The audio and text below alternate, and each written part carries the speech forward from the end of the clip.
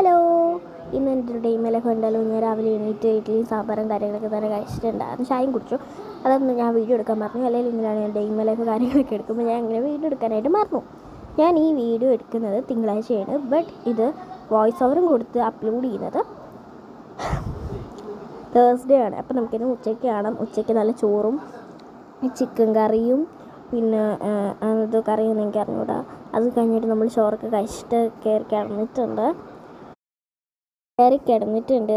അത് ഞാൻ വീട്ടിൽ പറഞ്ഞല്ലോ, ഫോണൊന്ന് ഓഫായിപ്പോയി.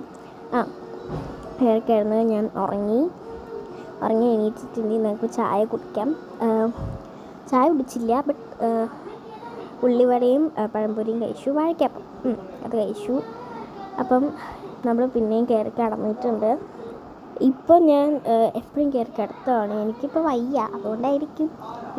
എനിക്കറിയത്തില്ല കേട്ടോ എന്തിനാ കയറി കിടക്കുന്നതെന്ന്. അങ്ങനെ എനിക്കിപ്പോൾ വയ്യ, അതുകൊണ്ടാണ് ഞാൻ ഇങ്ങനെ കിടക്കുന്നത്. എനിക്ക് വയറുവേദനയാണ്. ഗുളികയും കാര്യങ്ങളൊക്കെ കഴിച്ചിട്ടുണ്ട്, ഇതുവരെ മാറില്ല. അങ്ങനെ ഇന്ന് സ്കൂളിലല്ലോ, ഇന്ന് തേഴ്സ്ഡേ അല്ലേ. അങ്ങനെ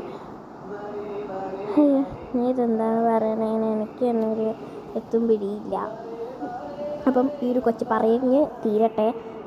ഇനി രാത്രിത്തുള്ളത് ഞാൻ പറയാം. രാത്രി നല്ല ദോശയും ചിക്കൻ കറിയും ഉണ്ടായിരുന്നു.